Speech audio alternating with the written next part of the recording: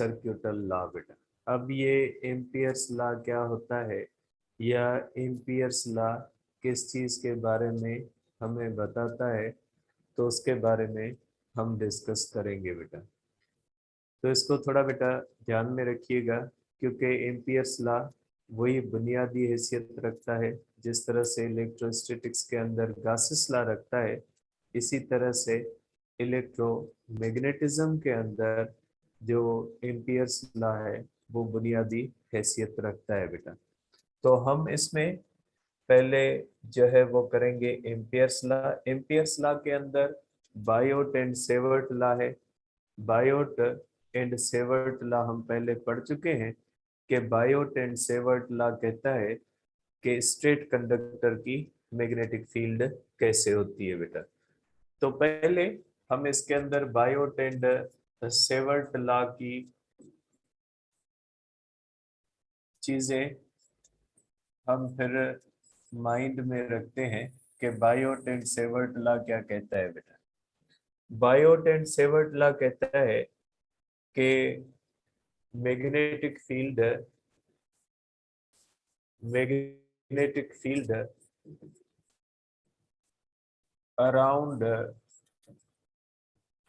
Straight conductor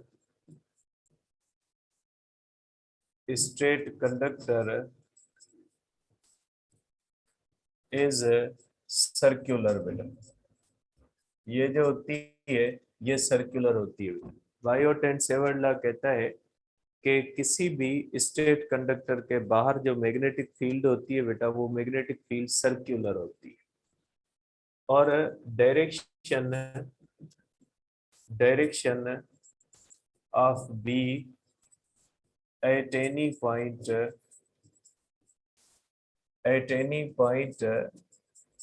can be determined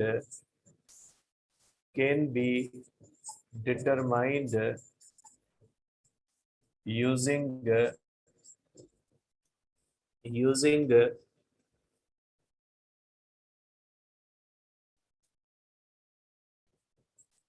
tangent to that point बेटा।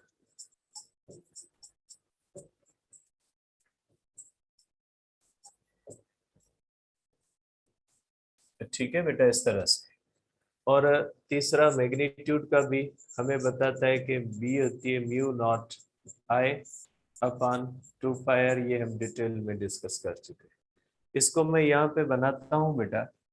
अब ये जो होता है, ठीक है, ये जो होता है आप इसको इस तरह से कहेंगे। सपोज करें एक करंट कैरिंग कंडक्टर है, ये हमारे पास स्ट्रेट करंट कैरिंग कंडक्टर। आप इसको यहाँ पे बना लें कि ये स्ट्रेट करंट कैरिंग कंडक्टर। ये इस तरह से हमारे पास स्ट्रेट करंट कैरिंग कंडक्टर है, ये इस तरह से। ठीक है, ये हो गया हमारे पास स्ट्रेट करंट कैरिंग कंडक्टर।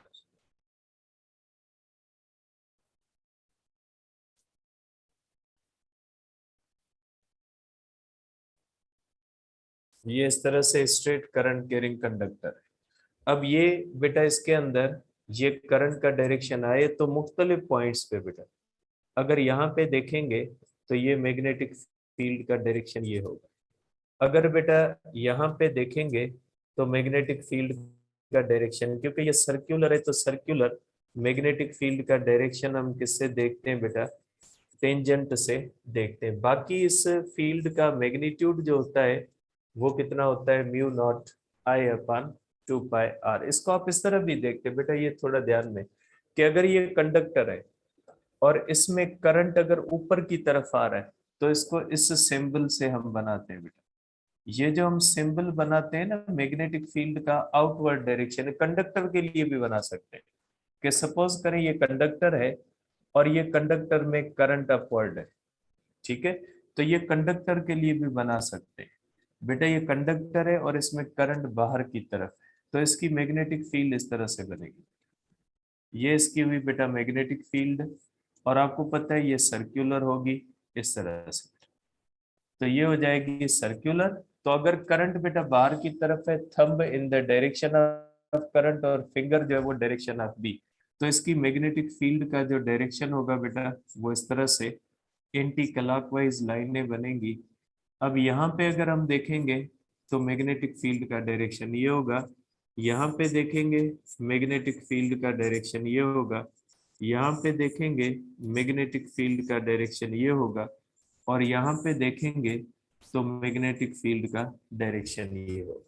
इस तरह से भी हम बनाते हैं बेटा। अगर करंट का डायरेक्शन अंदर है, जैसे ये कंडक्टर है, अगर इसमें करंट अंदर की तरफ जा रहा है तो बेटा ये हम बनाते हैं यहाँ पे इस तरह से कि अगर करंट जो है बेटा इस तरह से अंदर जो है वो, ये तो बाहर की तरफ है, अगर करंट अंदर की तरफ होता है तो ये सिंबल होती है।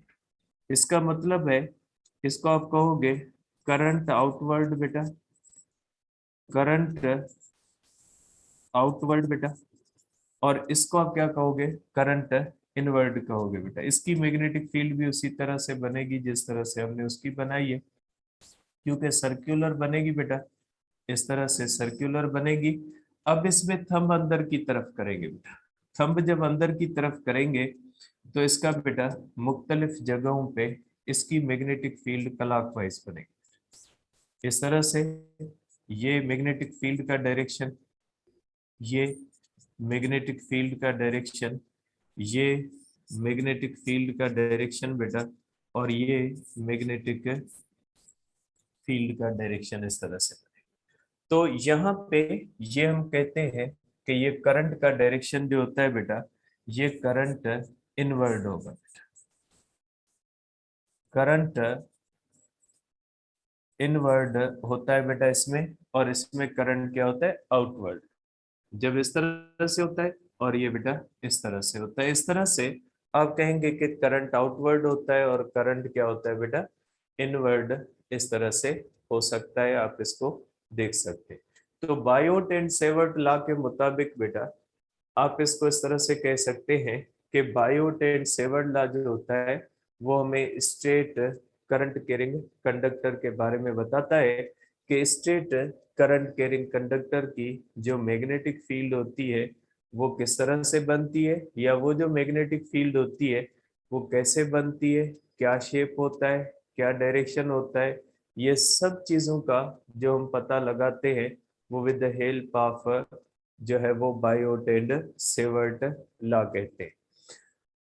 अब हमें एम्पियर्स लॉ क्या कहता है बेटा, ठीक है, या एम्पियर्स लॉ जो होता है बेटा वो किस चीज के बारे में कहता है, या एम्पियर्स लॉ क्या होता है बेटा। एम्पियर्स लॉ को पढ़ने से पहले आपको पता होना चाहिए बेटा एम्पियरन लूप क्या होता है, या एम्पियरन पाथ क्या होता है, और करंट इनक्लोज्ड क्या होता है, उसके बारे में आपको पता होना चाहिए बेटा।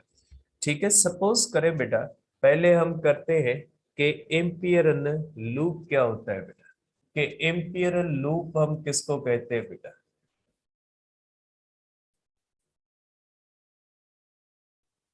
एम्पियरन लूप और पाथ बेटा, एम्पियरन लूप या पाथ किसको कहा जाता है बेटा। ठीक है, सपोज करें बेटा कि हमारे पास इस तरह से एक कंडक्टर है, ठीक है, ये हमारे पास बेटा कंडक्टर है, ये इसमें करंट आ रहा है बेटा आए, ठीक है। अब अगर इस कंडक्टर को हम इस तरह से एक सर्किल के अंदर बंद कर दे बेटा, ये इस तरह से, तो ये कंडक्टर किसके अंदर बंद हो गया बेटा, ये कंडक्टर सर्किल के अंदर बंद हो गया। तो ये सर्किल जो इस कंडक्टर को बंद कर रहा है इसको हम क्या कहेंगे बेटा, इसको कहेंगे एम्पियरल लूप। बेटा मैं इसको इस तरह से बनाता हूँ, फॉर एग्जाम्पल आप इसको यहाँ पे इस तरह से देख ले बेटा, एक मिनट में इसको बनाता हूँ बेटा, एम्पियरल लूप किसको कहा जाता है। एम्पियरल लूप को समझें और उसके बाद उसके करंट एनक्लोज्ड को समझें तो आप जो है वो एम्पियर्स लॉ समझ जाओगे। देखिए बेटा, ये इस तरह से मैं एक लूप बना रहा हूँ बेटा, ठीक है, ये हमारे पास सपोज करें कि एक सर्कुलर शेप मैंने ये बना लिया इसका, कि ये हमारे पास रिंग टाइप एक चीज बन गई बेटा, ठीक है। ये हमारे पास रिंग टाइप जो है बेटा, ये आप कह लें कि ये जो रिंग टाइप है इसको इंपीरियल लूप, अगर ये कंडक्टर बेटा इसमें से गुजरता है, ठीक है, जैसे ये पेन है बेटा, ये पेन इसमें से गुजर रही है, तो इस रिंग ने क्या किया है बेटा, इस पेन को घेरे में ले लिया। ये जो पेन है जो मेरे हाथ में पड़ी, ये पेन इस रिंग के अंदर बंद है, तो ये रिंग क्या हो जाएगी, इसको आप कहोगे एम्पियरल लूप। जरूरी नहीं है एम्पियरल लूप रिंग की तरह हो, आप किसी और शेप में भी बना सकते हैं, रेक्टेंगुलर शेप भी हो सकता है। अगर आप इसका रेक्टेंगुलर शेप दे दें, तो रेक्टेंगुलर शेप अगर आप दोगे तो रेक्टेंगुलर शेप में या ट्रायंगुलर शेप में किसी में भी आप इसका बना सकते हैं बेटा इस तरह से। सपोज करें ये बेटा एक ट्रायंगल शेप बन गया, ठीक है, और इसमें से करंट गुजारता हो, तो ये भी क्या बन जाएगा, ये भी इसका एम्पियरल लूप बन जाएगा। एम्पियरल लूप या एम्पियरल पाथ का मकसद है कि वो चीज जो किसी भी कंडक्टर को अपने अंदर घेर ले, उसको हम क्या कहते हैं, उसको हम कहते हैं बेटा Amperian loop, Amperian path and current enclosed बेटा, and current enclosed, and current enclosed, ठीक है बेटा, ये इसको हम कहते हैं बेटा करंट इनक्लोज्ड। करंट इनक्लोज्ड का मकसद क्या होता है बेटा, वो करंट जो इसके अंदर बंद है, सपोज करें यहाँ पे 1 एम्पियर करंट गुजर रहा है बेटा, तो ये क्या हो जाएगा, इसको हम कहेंगे एम्पियरन बेटा, ठीक है, एम्पियरन पाथ कहेंगे, ठीक है बेटा। और ये जो होता है बेटा, ये जो करंट होगा, इस करंट को हम कहेंगे बेटा कि ये करंट इनक्लोज्ड। आप इसको इस तरह से बना लें, ये हो जाएगा बेटा एम्पियरन पाथ हो जाएगा बेटा, और ये क्या बन जाएगा, ये बन जाएगा बेटा करंट इनक्लोज्ड, ठीक है, इसको आप कहोगे बेटा करंट इनक्लोज्ड। करंट इनक्लोज्ड का मकसद है वो करंट जो किसी भी एम्पियरन पाथ के अंदर बंद होता है, तो इसको हम कहेंगे कि ये करंट इनक्लोज्ड होता है, ठीक है। फॉर एग्जांपल एक मैं और बनाता हूं बेटा, सपोज करें हमारे पास एक एम्पियरल लूप है बेटा, इस तरह से सर्कुलर फॉर्म में हमारे पास एक एम्पियरल पाथ है, इसमें मुख्तलिफ कंडक्टर्स में बनाता हूँ बेटा। अगर हमारे पास एक कंडक्टर होता है बेटा, इस तरह से करंट लेता है, करंट I1 है, और दूसरा कंडक्टर है बेटा, उसमें करंट जो होता है बेटा, ये करंट I2 है, ठीक है, और एक कंडक्टर इसे बाहर पड़ा है बेटा, ठीक है, इसमें करंट I3 है बेटा, ठीक है। तो I1 और I2 जो होंगे बेटा आर कॉल्ड करंट इनक्लोज्ड बेटा, ये होते हैं करंट इनक्लोज्ड, ठीक है। I3 is not enclosed current. Enclosed का मकसद होता है कि वो करंट जो किसी एम्पियरल लूप के अंदर बंद हो, ठीक है बेटा। अब ये ध्यान में रखिएगा बेटा कि ये जो होता है, ये करंट्स जो होते हैं बेटा, ये वो करंट क्लोज्ड जो है वो करंट कहलाते हैं, जो करंट उस एम्पियरल लूप के अंदर, तो जो उससे बाहर होता है ना बेटा, वो बाहर वाला इसके अंदर क्लोज्ड नहीं कहलाता, वो कहलाता है जो इसके अंदर बंद होता है वो कहलाता है। अब इसके रूल्स हैं बेटा, ठीक है, अब इसके रूल्स में लिखता हूं बेटा, रूल्स ऑफ करंट इनक्लोज्ड बेटा, कि करंट इनक्लोज्ड के रूल्स क्या होते हैं बेटा, करंट इनक्लोज्ड के रूल्स क्या होते हैं बेटा, तो आप कहोगे कि करंट इनक्लोज्ड करंट इनक्लोज्ड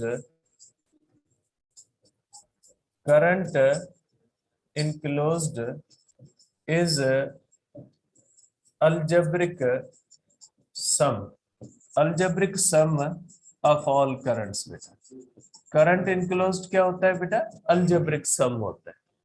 अब इस अलजेब्रिक सम का मतलब क्या होता है बेटा, एक होता है वेक्टर सम, दूसरा होता है अलजेब्रिक सम। यहाँ पे मैंने वर्ड लिखा है अलजेब्रिक सम। जब अलजेब्रिक सम होता है ना बेटा, तो उसके अंदर माइनस प्लस डाला जाता है, जबकि जो वेक्टर सम होता है ना उसमें नहीं डाला जाता। कैसे होता है बेटा, इसको देखें। फॉर एग्जाम्पल इस तरह से आप देखें बेटा, एक हमारे पास इस तरह से एम्पियर लूप है बेटा, इसके अंदर इस तरह से करंट I1 है 2 एम्पियर, और दूसरा करंट है बेटा इसके अंदर I2 is equal to 3 ampere बेटा। ठीक है, दोनों का डायरेक्शन सेम है बेटा, डायरेक्शन सेम है बेटा। डायरेक्शन सेम होने का मतलब है कि करंट इनक्लोज्ड बेटा is equal to I1 plus I2, यही अलजेब्रिक सम है बेटा। Current enclosed is equal to 5 ampere. हम कहेंगे करंट इनक्लोज्ड कितना है बेटा, 5 एम्पियर। लेकिन अगर इस तरह से है बेटा, हमारे पास एक एम्पियर लूप है बेटा, इसके अंदर इस तरह से I1 है बेटा इज इक्वल टू 3 एम्पियर, और I2 है बेटा इस तरह से अगर 2 एम्पियर बेटा। ठीक है, तो करंट इनक्लोज्ड क्या होगा बेटा, एक मिनट, ये हो जाएगा बेटा 2 एम्पियर कर ले, फिर आप पूछते फिरोगे। ये हो जाता है बेटा I2 is equal to 3 ampere, direction बेटा अपोजिट है। अब इसमें क्या है, अलजेब्रिक सम है, डायरेक्शन अपोजिट है बेटा, डायरेक्शन अपोजिट है बेटा। यहाँ पे डायरेक्शन अगर अपोजिट है तो रिजल्टेंट करंट हो जाएगा बेटा I2 माइनस I1, बड़े से छोटा माइनस किया जाएगा। जरूरी नहीं है आप I1 माइनस I2 करो या I2, करंट निगेटिव नहीं होता। आप जस्ट क्या करोगे, बड़े से छोटे को माइनस करोगे। ठीक है, तो बड़े से छोटे को माइनस करोगे तो इज इक्वल टू हो जाएगा 3 - 2 इज इक्वल टू 1 एम्पियर। तो करंट इनक्लोज्ड कितना हो जाएगा बेटा, 1 एम्पियर। मीन्स सेम डायरेक्शन में है। ये हमारे पास एम्पियरन लूप है, एम्पियरन लूप में दो कंडक्टर्स ने बेटा सेम डायरेक्शन में करंट को क्लोज किया हुआ है, तो उनका हम क्या करेंगे, सम निकालेंगे। अगर बेटा इस तरह से अपोजिट डायरेक्शन में करेंगे बेटा, तो अपोजिट डायरेक्शन में अगर हम करेंगे तो फिर एक दूसरे से क्या कहेंगे, माइनस करेंगे बेटा। ठीक है, अब इसके अंदर देखें बेटा, अगर इस तरह से कि हमारे पास इस तरह से बेटा क्या है, 1 इज इक्वल टू 1 एम्पियर, और I2 इस तरह से बेटा, इस तरह से I2 is equal to 1 ampere है बेटा। ठीक है, दोनों equal but opposite. Current enclosed क्या हो जाएगा बेटा, करंट इनक्लोज्ड 0 माना जाएगा। अगर इक्वल बट अपोजिट होते हैं तो उनको हम करंट इनक्लोज्ड क्या मानेंगे बेटा, 0। तो एम्पियर्स लॉ को पढ़ने से पहले इन तीन चार चीजों का आपके माइंड में होना चाहिए कि बायोट एंड सेवर्ट लॉ क्या कहता है, या एम्पियरन लूप या एम्पियरन पाथ, और जो करंट इनक्लोज्ड होता है वो क्या होता है, या करंट इनक्लोज्ड को हम किस तरह से यहाँ पे देखते हैं कि यहाँ पे करंट इनक्लोज्ड का मतलब या करंट इनक्लोज्ड का मकसद क्या होता है बेटा। अब आ जाते हैं बेटा एम्पियर्स लॉ पे बेटा। ठीक है, अब एम्पियर्स लॉ क्या कहता है बेटा,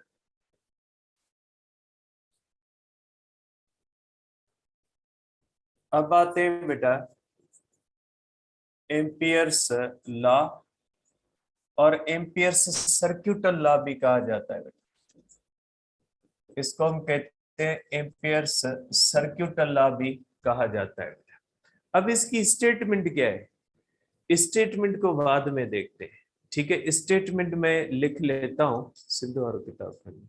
पंजाब के अंदर बेटा कोई क्लियर स्टेटमेंट नहीं दी गई, मैं सिंध में क्लियर स्टेटमेंट दी गई। स्टेटमेंट पहले मैं लिखता हूं, उसके बाद जो है बेटा हम आगे करते। पंजाब के अंदर क्लियर स्टेटमेंट नहीं दी गई। ठीक है, मैं यहाँ पे सिंध के अंदर स्टेटमेंट दी गई है इसकी, तो स्टेटमेंट लिखता हूँ, फिर इसको पढ़ते बाद में सिर्फ मैं लिखता हूँ बेटा। अभी आप स्टेटमेंट से आपको कंफ्यूजन होगी, मैं सिर्फ लिखता हूँ बेटा, अभी पढ़ नहीं रहे हैं इसको, हम पहले करेंगे उसके बाद पढ़ेंगे।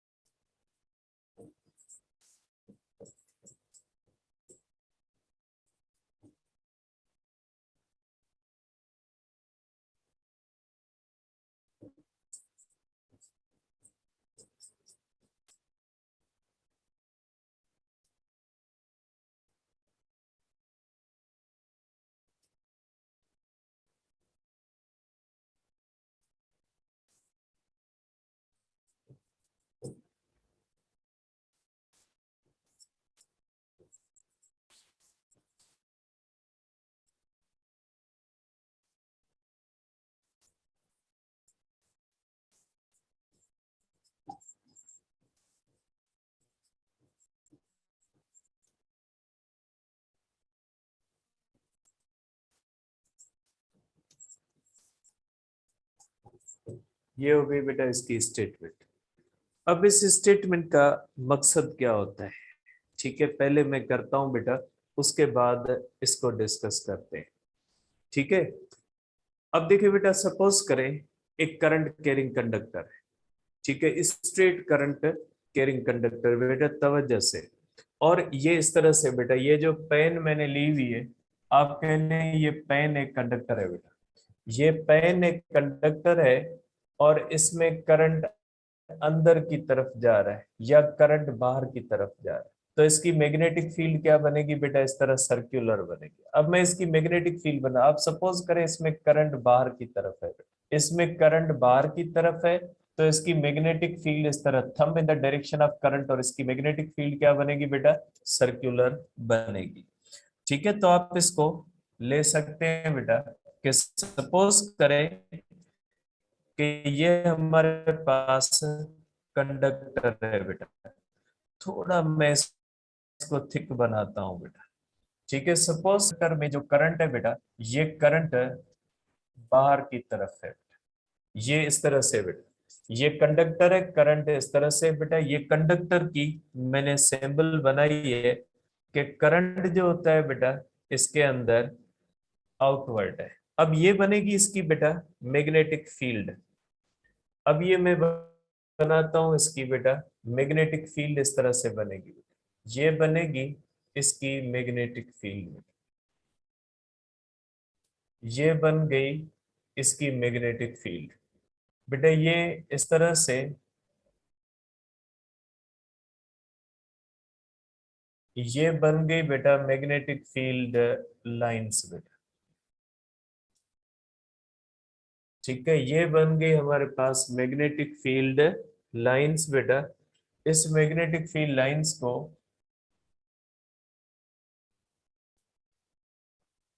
ये हो गई हमारे पास बेटा मैग्नेटिक फील्ड लाइंस बेटा।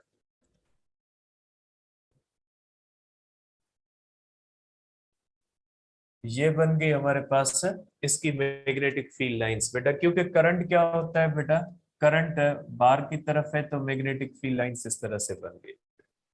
और ये जो करंट है बेटा, यहाँ पे ये जो करंट है बेटा, ये करंट इनक्लोज्ड करंट है बेटा। ठीक है, अब ये हम बनाते हैं इसके अंदर एम्पियरल लूप। ठीक है बेटा, क्योंकि एम्पियरल लूप जो होता है बेटा, वो एम्पियरल लूप क्या करता है, वो एम्पियरल लूप इस कंडक्टर को एनक्लोज करेगा बेटा। अब हम बनाते हैं एम्पियरल लूप बेटा।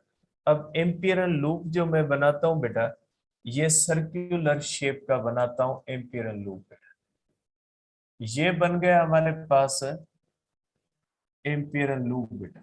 ये एक एम्पियरल लूप है जो मैंने किस फॉर्मेट में बनाया बेटा, सर्कुलर फॉर्म में बनाया इस तरह से। ये मैंने एम्पियरल लूप बनाया, और एम्पियरल लूप किस फॉर्म में बनाया बेटा, मैंने सर्कुलर फॉर्म में बनाई। अब देखिए बेटा, ये एम्पियरल लूप और ये मैग्नेटिक फील्ड लाइन एक दूसरे से पैरेलल आ गई। ठीक है, ये मैंने एम्पियरल लूप बनाया। एम्पियर्स लॉ कहता है कि सपोज करें हमने स्ट्रेट कंडक्टर लिया, और उस स्ट्रेट कंडक्टर को एम्पियरल लूप के अंदर बंद करें। मैंने यहाँ पे कि जैसे गासेस लॉ के अंदर नहीं करते, हम चार्ज लेते हैं और उसको गाजियन सरफेस के अंदर बंद करते हैं, इसी तरह से एम्पियर लॉ के अंदर हम क्या करते हैं, कंडक्टर लेते हैं और कंडक्टर को किससे जो है वो किस में बंद कर देते हैं बेटा, इस तरह से। आप इसको देख ले कि ये हमने कंडक्टर लिया, इसकी मैग्नेटिक फील्ड सर्कुलर बन गई, और इसके बाद इस तरह से हमने एक एम्पियरल लूप ले लिया, सर्कुलर शेप का एम्पियरल लूप हमने ले लिया। ठीक है, जिस तरह से गासेस लॉ के अंदर हम क्या करते हैं बेटा, गासेस लॉ के अंदर हम चार्ज लेते हैं और उसको किसके अंदर बंद करते हैं बेटा, उसको बंद करते हैं हम गाजियन सरफेस के अंदर। इसी तरह से एम्पियर्स लॉ के अंदर हम क्या करते हैं, कंडक्टर लेते हैं और कंडक्टर को किसके अंदर बंद करते हैं, कंडक्टर को बंद करते हैं एम्पियरल लूप के अंदर। यहाँ पे देखिए बेटा, मैग्नेटिक फील्ड और एम्पियरल लूप एक दूसरे से पैरेलल है। क्यों पैरेलल है, इसलिए कि जो मैग्नेटिक फील्ड है वो भी सर्कुलर शेप की है और मैंने एम्पियरल लूप जो लिया हुआ है वो भी सर्कुलर शेप का है। ठीक है, अब ये हो गया पहला स्टेप। पहले स्टेप के अंदर क्या करना है, हमने एक कंडक्टर लेना है और कंडक्टर को हमने एक एम्पियरल पाथ के अंदर बंद करना है। जिस तरह से हम गासेस लॉ के अंदर एक चार्ज लेते हैं उसको गाजियन सरफेस के अंदर बंद करते हैं। उसके बाद बेटा हम इसकी मुख्तलिफ जो है वो पीसेस बनाते हैं। बेटा सपोज करें हम इस पूरे एम्पियरल लूप को मुख्तलिफ पीसेस के अंदर तकसीम करते हैं, मुख्तलिफ पार्ट्स के अंदर तकसीम करते हैं। इस तरह से पूरे एम्पियरल पाथ को आप छोटे छोटे हिस्सों के अंदर तकसीम करें इस तरह से। ठीक है, इस तरह से छोटे छोटे पीसेस के अंदर तकसीम करें। बेटा मैंने पूरे एम्पियरल लूप को स्मॉल हिस्सों में तकसीम कर दिया बेटा। ठीक है, जैसे हम गाजियन सरफेस को क्या करते हैं बेटा, गाजियन सरफेस को हम बेटा स्मॉल पीसेस में तकसीम करते हैं। इस तरह से मैंने एम्पियरल लूप को क्या किया है बेटा, एम्पियरल लूप को स्मॉल हिस्सों के अंदर तकसीम किया है बेटा। ये हिस्सा जो है बेटा 1 कहलाएगा, इस हिस्से को 1 कह ले बेटा, 2 कह ले बेटा, 3 कह ले। इस तरह से हमने पूरे एम्पियरल लूप को इस तरह से n हिस्सों के अंदर तकसीम कर दिया बेटा। पूरे एम्पियरल लूप को कितने हिस्सों में तकसीम कर दिया बेटा, n हिस्सों में तकसीम कर दिया ऑफ इक्वल विड्थ। और हर एक की बेटा इसकी विड्थ डेल्टा L1 है, इसकी विड्थ डेल्टा L2 है। इस तरह से इसकी विड्थ जो होगी बेटा ये हो जाएगी डेल्टा LN बेटा, इस तरह से हो जाएगी। अब ये मैं नहीं लिख रहा, मैं जो सारी चीजें कंबाइन हो जाएगी। तो बेटा ये इस तरह से हमने एम्पियरल लूप को n हिस्सों में तकसीम किया और हर हिस्से की लेंथ जो होती है बेटा वो छोटी रखी है, और जो छोटी लेंथ होती है बेटा ये डेल्टा L स्ट्रेट बन जाती है, ये वेक्टर सेंस होता है बेटा। आपको पता है कि सर्किल का छोटा सा कर्व जो होता है जो स्ट्रेट होता है उसको वेक्टर सेंस में देखा जाता है। तो ये डेल्टा L हमने स्मॉल ली हुई है बेटा, अगर डेल्टा L स्मॉल है तो ये स्ट्रेट बनेगी, और अगर ये स्ट्रेट बनेगी तो ये किस सेंस में आएगी, वेक्टर सेंस में आएगी। ठीक है बेटा, तो ये हो गया दूसरा इसका स्टेप।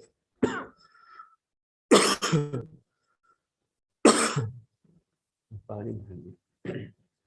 तो बेटा पहले स्टेप में हमने क्या किया बेटा, पहले स्टेप के अंदर हमने इसको जो है वो करंट लिया बेटा, करंट को इनक्लोज कर दिया।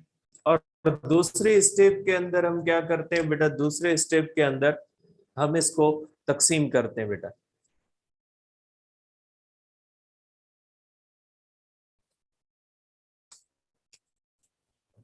दूसरे हिस्से के अंदर हमने क्या किया बेटा, इसको स्मॉल हिस्सों में तकसीम किया और इसके छोटे पीस बनाने।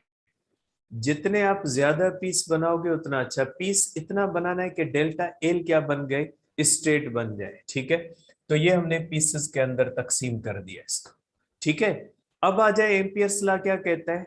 एम्पियर्स लॉ कहता है कि मैग्नेटिक फील्ड का डायरेक्शन बनाए। देखिए बेटा पॉइंट 1 पे मैग्नेटिक फील्ड का डायरेक्शन क्या हो जाएगा बेटा, मैग्नेटिक फील्ड का डायरेक्शन ये आ जाएगा।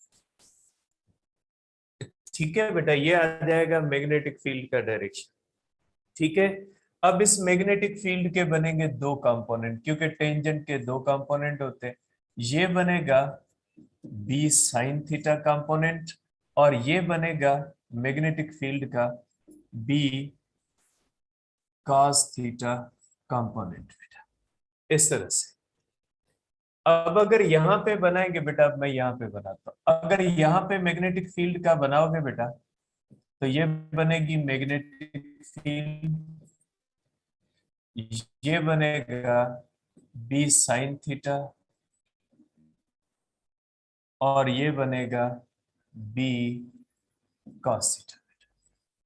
ठीक है, अब आपके माइंड में ये होगा कि मैंने ये बी साइन थीटा क्यों बनाया, ये बी कॉस थीटा क्यों बनाया। इसको आप यहाँ पे देख ले बेटा। सपोज करें कोई चीज सर्कुलर बेटा इस तरह से, यहाँ पे ये हुआ मैग्नेटिक फील्ड का डायरेक्शन बेटा, ये बी का डायरेक्शन और ये बी की हुई थीटा। बेटा थीटा के जो अपोजिट होता है वो बी साइन थीटा होता है बेटा, और थीटा के साथ जो होता है वो बी कॉस थीटा। इसलिए मैंने इसको बी कॉस थीटा, क्योंकि थीटा हम लेते हैं यहाँ पे बेटा, ये हो जाएगी थीटा, ये हमारे पास थीटा है। तो थीटा के हिसाब से अगर हम देखेंगे ये बी साइन थीटा बनेगा, ये क्या बनेगा, बी कॉस थीटा बनेगा। ठीक है बेटा। तो देखें बी कॉस थीटा और बी साइन थीटा है, तो B sine theta perpendicular to the एम्पियरल loop है, और बी कॉस थीटा क्या है बेटा, पैरेलल टू द एम्पियरल लूप। आप देख सकते हैं बेटा बी साइन थीटा क्या होता है, परपेंडिकुलर है डेल्टा एल से, जबकि बी कॉस थीटा जो होता है वो क्या होता है, पैरेलल होता है। बी साइन थीटा परपेंडिकुलर है और बी कॉस थीटा क्या होता है, बी कॉस थीटा पैरेलल है। ठीक है। तो एम्पियर्स लॉ की तीसरी बात, पहली बात कौन सी, एक कंडक्टर ले, कंडक्टर के बाद जो है वो मैग्नेटिक फील्ड बनाए जैसे हमने बनाई, उसके बाद कंडक्टर को आप एम्पियरल लूप में बंद करें, मैंने सर्कुलर एम्पियरल लूप में बंद किया। उसके बाद दूसरी बात कौन सी, दूसरी बात ये कि एम्पियरन लूप को स्मॉल पीसेस के अंदर तकसीम करें, मैंने तकसीम किया, और हर हिस्से की लेंथ को डेल्टा एल कहते हैं, और हर हिस्से की लेंथ इतनी छोटी रखनी है कि वो स्ट्रेट बन जाए। तीसरी बात ये कि अब हर पॉइंट पे आप मैग्नेटिक फील्ड का डायरेक्शन बनाए, मैंने टेंजेंट की तरफ, क्योंकि बायोट सेवर्ट लॉ कहते हैं सर्कुलर है, तो मैंने टेंजेंट की तरफ मैग्नेटिक फील्ड बनाए और उसके कंपोनेंट्स बनाए। तो उसके मैंने कंपोनेंट भी बनाए, कौन से, एक जो बन गया perpendicular component B sine theta, दूसरा कौन सा बन गया, बी कॉस थीटा। अब चौथी बात, अगर आप देखेंगे कि मैग्नेटिक फील्ड का बी साइन थीटा जो होता है वो डेल्टा एल से परपेंडिकुलर है, और बी कॉस थीटा जो होता है वो डेल्टा एल से पैरेलल। आप देख सकते हैं फिगर के अंदर कि जो मैंने क्योंकि मैग्नेटिक फील्ड टेंजेंशियल है, तो टेंजेंशियल जब मैग्नेटिक फील्ड बनती है तो एम्पियरन पाथ के साथ बी साइन थीटा परपेंडिकुलर होता है, बी कॉस थीटा क्या होता है, पैरेलल होता है। अब आ जाते हैं कि एम्पियर्स लॉ क्या कहता है। एम्पियर्स लॉ कहता है कि sum of all B cos theta into delta L from 1 to n, ठीक है, इज इक्वल टू, आप इसको इस तरह भी लिखोगे बेटा 1 to n। बेटा आपको पता है इस तरह से होता है A dot B is equal to होता है ए बी कॉस थीटा। ठीक है, इसी तरह से आप लिख सकते हैं बेटा के B dot delta L is equal to B cos theta delta L लिख सकते हैं बेटा, क्योंकि A dot B is equal to A B cos theta, तो B cos theta delta L को क्या लिख सकते हैं आप, B cos theta delta L को बी डॉट डेल्टा एल लिख सकते हैं। ठीक है, इसका मतलब है B dot delta L is equal to mu not times current enclosed. ठीक है, mu not times current enclosed. क्या मतलब इसका, इसका मतलब ये है, इसका मतलब समझे बेटा, इसका मतलब ये है कि बी कॉस थीटा जो पैरेलल कंपोनेंट है, पैरेलल कंपोनेंट कौन सा है, बी कॉस थीटा, किसके साथ पैरेलल है, डेल्टा एल के साथ। तो एम्पियर्स लॉ कहता है कि अगर आप B cos theta into delta L one, B cos theta into delta L two, B cos theta into delta L three, B cos theta into delta L four, सब की सम करोगे तो जवाब कितना आ जाएगा, mu naught multiplied by current enclosed. Current means वो current जो इनक्लोज्ड, ये करंट इनक्लोज्ड, तो मैं यहाँ पे इसको भी आई मैंने यहाँ पे लिख दिया है, इसलिए मैं इसको आई कैपिटल लिख देता हूं क्योंकि मैंने वहां पे आई लिखा हो। तो एम्पियर्स लॉ क्या कहता है, जैसे गासेस लॉ कहता है ना कि गाजियन सरफेस और इनकी सब की जो प्रोडक्ट है वो किसके बराबर होती है, क्यू अपन एप्सिलॉन। अब एम्पियर्स लॉ कहता है कि आपने जब इस तरह से बनाया तो बी कॉस थीटा किसके साथ पैरेलल आ गया, डेल्टा एल के साथ। तो एम्पियर्स लॉ कहता है कि वो कंपोनेंट जो parallel to the magnetic field है, पैरेलल टू द एम्पियरल लूप है, एम्पियरल लूप के कौन सा पैरेलल है, बी कॉस थीटा, वो उसको मल्टीप्लाई करे किसके साथ, डेल्टा एल के, फिर उन सब को सम करे तो जवाब कितना आ जाएगा, म्यू नॉट। आप यही चीज यहाँ पे लिखिए, the sum of the products of the tangential component of a closed curve taken in B is, बेटा means the sum of the products, किसकी product, B cos theta delta L, इन सब की सम जो होगी वो किसके बराबर हो जाएगी, म्यू नॉट आएगी। मैं इसको प्रूव करता हूं, इसका प्रूफ देते हैं इसका। देखिए बेटा, इसका मतलब है कि sum of all from 1 to n बेटा b dot delta L is equal to, बेटा ये हो जाएगा डॉट प्रोडक्ट सेंस में, तो आप ये करोगे बेटा b cos theta delta L1 plus b cos theta into delta L2 plus b cos theta into delta L3 plus, इस तरह से बेटा प्लस करते आओगे b dot cos theta dot delta Ln, सब की प्रोडक्ट को सम करें बेटा, b cos थीटा इसके साथ पैरेलल, b cos थीटा इसके साथ, सबके साथ देखे b cos थीटा क्या है, पैरेलल है। यहाँ पे अगर देखोगे तो b cos theta delta L1 के साथ पैरेलल है, यहाँ पे देखोगे तो b cos theta delta L के साथ होगा, यहाँ पे बनाओगे तो b cos theta delta L के, इस तरह से सबको सम करे बेटा। तो सबको सम करोगे तो क्या आ जाएगा, is equal to 1 to n b dot delta L बेटा, ये हो जाएगा बेटा b dot delta L1 plus हो जाएगा बेटा b डॉट डेल्टा L2 बेटा प्लस हो जाएगा b डॉट डेल्टा L3 बेटा प्लस हो जाएगा up to b dot delta Ln बेटा, इस तरह से आ जाएगा। ठीक है, तो ये हो जाएगा बेटा आपके पास sum of all tangential components from 1 to n b dot delta, इसको भले आए कह लें क्योंकि हम आए इस्तेमाल कर रहे हैं इसके अंदर सिंबल के हिसाब से। इस तरह से बेटा ये हो जाएगा b कॉमन बेटा delta L1 plus delta L2 plus delta L3 plus up to delta Ln। छोटे छोटे पीसेस होते हैं बेटा, इस तरह से छोटे छोटे पीसेस को सम कर ले बेटा, तो ये हो जाएगा बेटा इस तरह से is equal to sum of all बेटा, इस तरह से हम करते हैं बेटा कि बी सम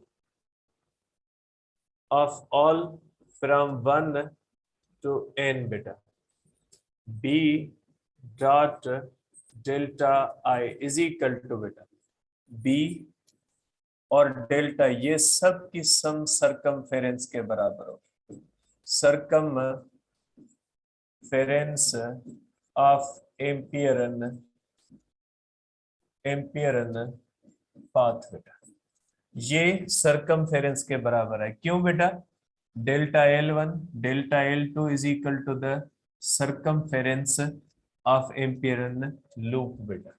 ठीक है, तो ये हो जाएगा बेटा sum of all from 1 to n b dot delta Li is equal to, बेटा आपको पता है कि स्टेट कंडक्टर की b होती है mu naught I upon 2 pi r और सरकमफेरेंस भी होगा 2 पाई आर। अब यहाँ पे आर कौन सा होगा बेटा? ये आर होगा इन दोनों का रेडियस बेटा।